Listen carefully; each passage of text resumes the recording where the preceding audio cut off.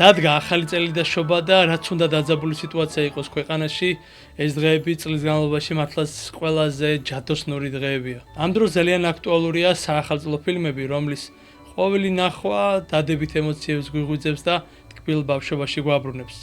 და როგორც მიხვდით, ამ ვიდეოში ჩვენ შევადგენთ საუკეთესო 10-ს საახალწლო და საშობაო ფილმებისა. სანამ კევინი სახლში მარტო ისევ დარჩება, გრინჩი შობის მოპარვა შეეცდება, მანამდე გავიხსენოთ საახალწლო ფილმები და ამ ჯადოსნურ კოქტეილში რამდენიმე ქართული ფილმით შევურიოთ. ამასობაში თუ არხის გამოწერის სურვილის გაგიჩნდებათ, ეს სულ ერთი წამის საქმეა და ამით ჩვენს არხს ძალიან წინ წააწყებთ და ასევე თუ ეთანხმებით ან არ ეთანხმებით ჩვენს რეიტინგს 10-ს საახალწლო ფილმებისა, დაწერეთ კომენტარებში და დალაიქეთ ვიდეო.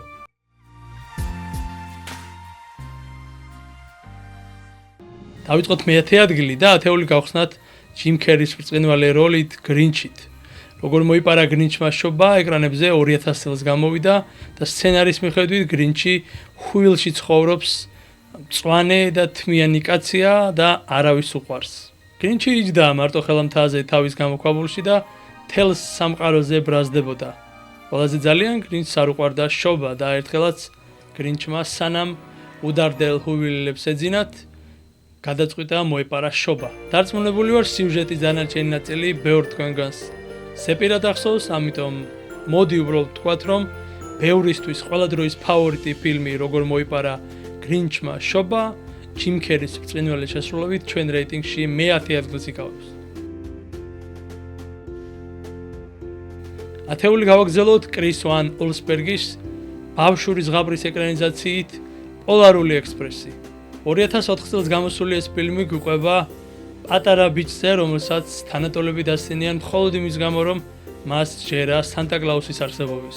ერთხელაც შობის ღამეს, როცა სანტას ელოდებოდა, სახლთან გაჩერდა ზღაპრული მატარებელი, გამცილებელი კი მას ჩრდილოეთ პოლუსზე დაუვიწყარ მოგზაურობას შესთავაზებს. ჯადოსნურ ქვეყანაში მოგზაურობა კი იმათვის არის შესაძლებელი, ვისაც ჯერა ამ ზღაპრული სამყაროს არსებობის.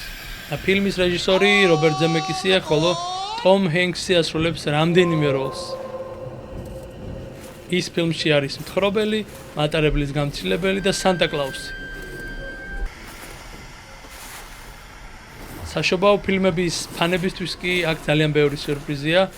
ფილმში არის ელფები, ირმები და თოვლი ყველგან. Well, you coming? Where? Why, to the North Pole, of course. This is the Polar Express. ამ ფილმით, რომელიც ჩვენს 10-ში მე-9 ადგილზე გავიდა, ადამიანები ბრუნდებიან ბავშვობაში და ისევ მოგზაურობენ პოლარული ექსპრესით. ახლა კი 10-ში მოვიდა ქართული ფილმის დრო და მე-8 ადგილზე გავიყვანოთ ფილმი სათადარიგო ბორბალი. ეს ფილმი მე პირადად მაბრუნებს ბავშვობაში და როგორც მახსოვს 31 დეკემბერს დაახლოებით 8-9 საათისთვის აჩვენებდნენ ხოლმე და როცა ამ მოკლემეტრაჟიან ფილმს უყურებ, ფილმის კადრები და ძალიან ლამაზი მელოდია იმ ძველ დადებით ემოციას მიღვიძებს.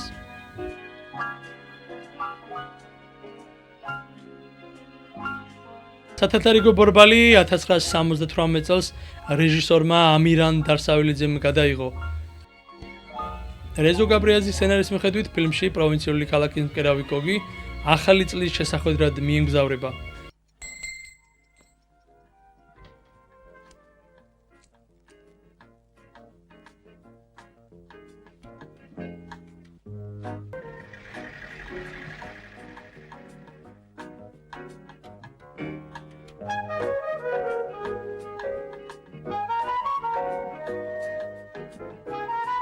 თოვლიან გზაზე მშვენიერ გოგონას გადააწყდება, რომელსაც მანქანა აქვს გაფუჭებული. გოგი თავისი მანქანის საბურავს ქალიშვილს დაუთმობს, თვითონ კი ქალიშვილით და საკუთარი საქციელით მოხიბლული ახალ წელს უკაცრიელ გზაზე მანქანაში მარტო შეხვდება. ფილმში მთავარ როლებს გოგი ქავთარაძე და ლიკა კავჟარაძე ასრულებენ. სათადარიგო ბორბალს ბორჯომში იღებდნენ და ფილმში არაჩვეულებრივად ჩანს დათოვლილი ბორჯომის ულამაზესი ქუჩები, მით უმეტეს რომ იმ წელიწადს თურმე დიდი თოვლი მოვიდა, რაშიც გადამღებ ჯგუფს ძალიან გაუმართლა. როგორც გოგი ქავთარაძე იხსენებდა, ფილმს ერთადად ღამე იღებდნენ და თავად მსახიობს თურმე მანქანის მართვა არ ცოდნია.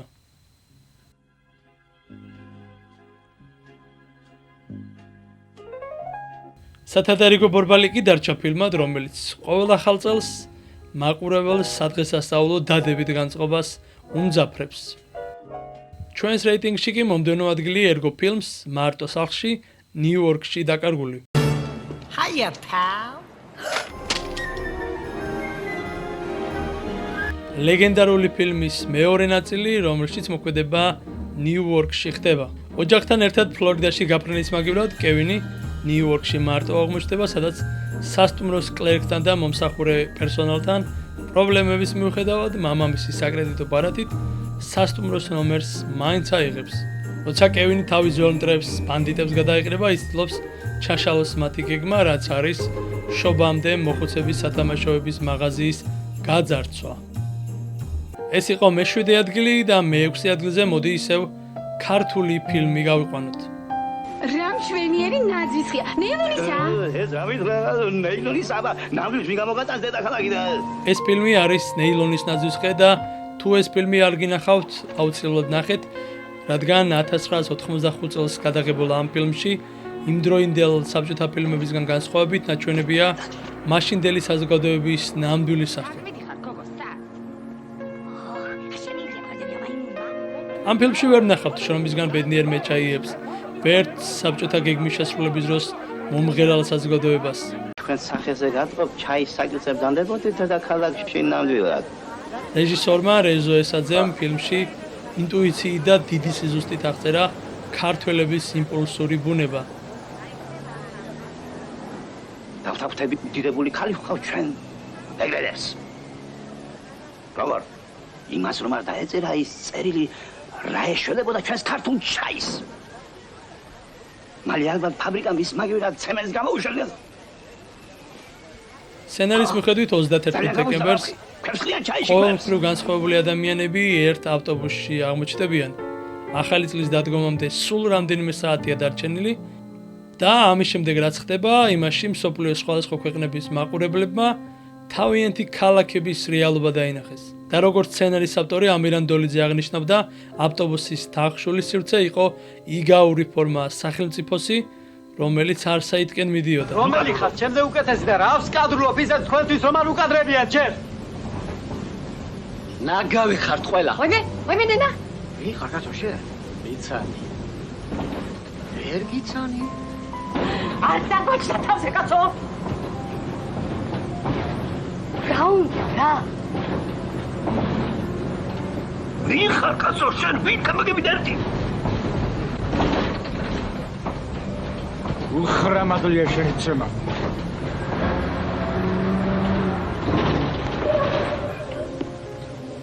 ყურებზე ხახვი არ დამაჭრა.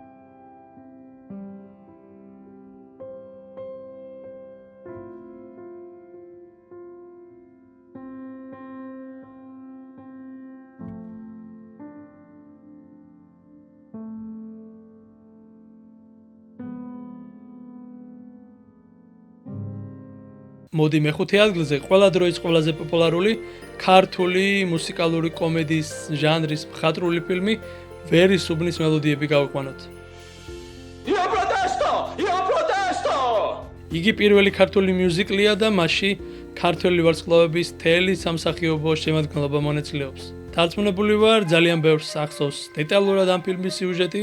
გიორგი შენგელაიას ეს ფილმი ღარიბი ობოლი გოგონების ამბავს მოგვითხრობს, რომელთაც ცეკვის შესწავლა სურთ, თუმცა საამისო სახსრები ვერ გამოუნახავთ. ხოდა მათი ოცნების ასრულება მათსავით ღარიბ კეთილმრეცხავ ქალს უკისრია. რისთვისაც ისეთი ოინები ჩაუდენია, რომ მთელი ქალაქი გაუოცებია. კინაღამ ბუნტი წავტეხია და რაც თავარია, გოგონები ტანც კლასში მოუწყვია. ჩვენი რეიტინგის მომდევნო ფილმი ახალი თაობებისთვის ალბათ შედარებით უცნობი ფილმია, თუმცა ეს მშვენიერი ცხოვრება არის ფილმი, რომლის გარეშეც ამერიკული შობა ან ახალი წელი რთულად წარმოსადგენია. ფილმი მოგვითხრობს ჯორჯ ბეილის ისტორიას, რომელმაც ადამიანური ღირსებები კარიერას არ შესწირა და რომლის მთელი ცხოვრებაც შობის ერთმა ღამემ შეცვალა. ფილმი ფრანკ კაპრამ იტალიური წარმოშობის ამერიკელმა რეჟისორმა 1946 წელს გადაიღო. მან სწორედ ამ ფილმისთვის მიიღო ოქროს გლობუსი ნომინაციაში საუკეთესო რეჟისორი, ხოლო მთავარ როლს ჯეიმს სტიუარტი ასრულებს. ეს ფილმი არის კლასიკა, რომელმაც შემდგომში განსაზღვრა ყველა სადღესასწაულო ფილმი. და ეს ჩვენიერი ცხოვრება არის ერთ-ერთი იმ რამდენიმე ფილმიდან, რომელიც ყოველწლიურად უნდა ნახოთ. ესეც მესამე ადგილი და ელდარ რიაზანოვის ლეგენდარული ფილმი ბედის ირონია, ანუ გაამოთ. საკულტო საახალწლო ფილმი 1975 წელს გამოვიდა და წლიდან წლამდე ტრადიციად იქცა მისი საახალწლო ტელეეთერში ჩვენება. რეჟისორმა იგი გადაიღო პიესის მიხედვით, რომელიც 1969 წელს დაიწერა. რიაზანოვმა ის პიესა საბჭოთა კავშირის აბსურდს მოარგო და ფილმის დასაწყისში დამცინავად ნაჩვენებია საბჭოთა სახლების მსგავსება, რომლებიც ერთი და იგივე პროექტის გამო ერთმანეთის ასლს წარმოადგენდნენ. მთავარი გმირი არის ჟენია ევგენი ლუკაშინი, 36 წლის პროფესიით ქირურგი, რომელსაც თვალი ძმაკაცები სხვის მაგივრად გაუშვებენ ლენინგრადში. ჟენია მოსკოვში თავის ბინის ნაცვლად იღვიძებს ლენინგრადში აეროპორტში. ვერ ამჩნევს განსხვავებას და ტაქსის თხოვს წაიყვანოს თავის მისამართზე. როგორც აღმოჩნდება, მსგავსი მისამართის სახლი ლენინგრადშიც არსებობს. ჟენიამ შვიდად ადის თავის სართულზე და აღებს ბინას საკუთარი გასაღებით. აქაც ხაზგასმულია, რომ კარების საკეტიც მაშინ ტიპური იყო. ბინაში ჟენია არაფერს აქცევს ყურადღებას და დაღლილი იძინებს. ამის შემდეგ ფილმის მთავარი ნაწილი იწყება და ბარბარა ბრილსკა, ანდრეი მიაკოვი და იური იაკოვლევი ნამდვილ შედევრს ქმნიან.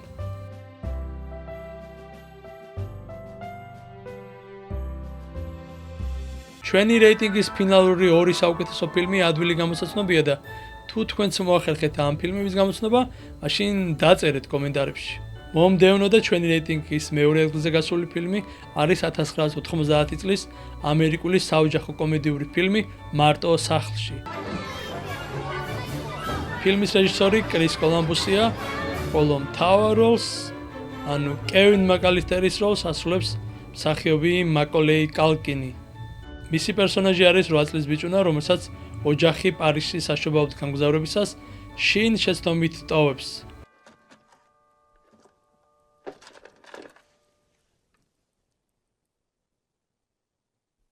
პიტერ! დაგვეძინა. კარგი, ნახევარი ამ მანქანაში ჩასხედით, ნახევარი მეორეში, სწრაფად წავედით.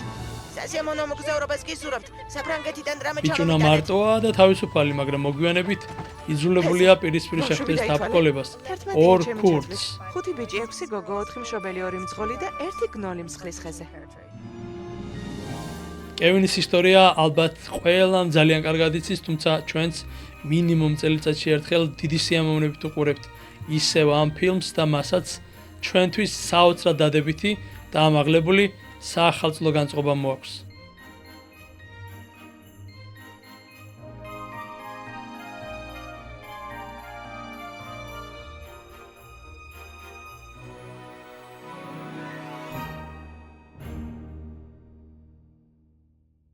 თუ ქართველებს ნამდვილი საშობაო და საახალწლო ფილმი გვაქვს, ეს კურამ პატარაიას კუჩხი ვედინერია, რომელიც სანამ იარსებობს, ქართული საზოგადოება მანამ იქნება ახალი წლის აუცილებელი კომპონენტი. მეგრელებს გვაქვს ძველი ტრადიცია, რომელსაც კუჩხა ეწოდება, სწორედ კუჩხა არის აღწერილი ამ ფილმში. მეგრელებისთვის სწორედ მაკუჩხურს, ანუ მეკლეს ენიჭებოდა და ენიჭება დიდი მნიშვნელობა. ფილმი გადაღებულია ძირითადად ეთნოგრაფიულ მუზეუმში, ნაწილი კი კინოსტუდიის პავილიონებში გადაიღეს. რამდენიმე პროფესიონალი მსახიობის გარდა ფილმში ძირითადად არაპროფესიონალი მსახიობები მონაწილეობენ, მაგალითად სოფლის მეკლის პაჭუ ბაბუხაძის როლს მოქანდაკე დიმიტრი მიქატაძე ასრულებს.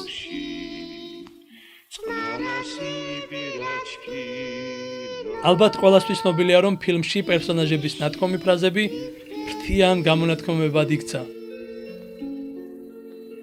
კალისტრატე ბელქანიადან რომ გადავალ იჟოგი ფოჩხვასთან გზაში 17 წუთი ხომ დამჭირდება? აჩვა გეკითხე. სქანი გოლი ვაფირო. 17 წუთი რა თქინდა, აგერ არ არის 5 წუთში მიხვალ. როგორ კაცო? როგორ მივა? თითო სადღეგრძელო ხომ უნდა დავლიო ყველა ოჯახში. ტემპი ხომ კლებულობს? ვინც არ უნდა იყო მან? ღარიბი თუ მაშვრალი? მაშვრალი. დიდარი თუ მათხოვარი? ტერი თუ მოყვარე? მეზობელი თუ ნათესავი? სიხარულით გიღებ გარს. შენი ბედი დამებედოს. ვიძიგო, გისურვებ რომ წელს მაინც მოხვედრილიყავი ინსტიტუტში ბოლოს და ბოლოს რა გახდა კაცოაზე. ახლა მართლა და მაინც და მაინც შემს ფეხებს კინოენდორი შენ. პატარა ტვინიც გაანძრია, ასია საჭიროა.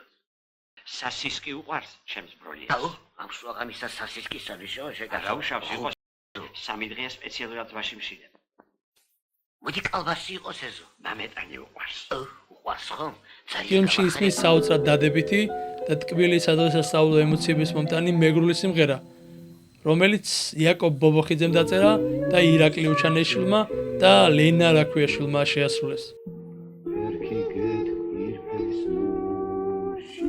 გურამ პატარაიას ეს ფილმი ეკრანებზე 1978 წელს გამოვიდა და ის დღემდე ყოველ წელს ეკრანებიდან გილოცავს. ახალ წელს და ჩვენში საახალწლო სადღესასწაულო განწყობა შემოაქვს.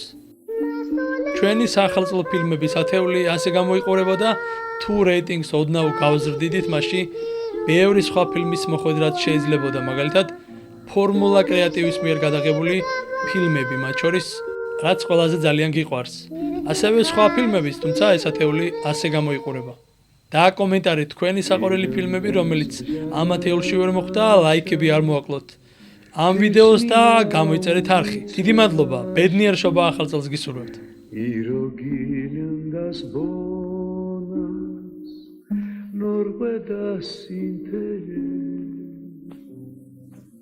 Hurinos sashetiri Terki get irkels mushi Tsnarasi birachki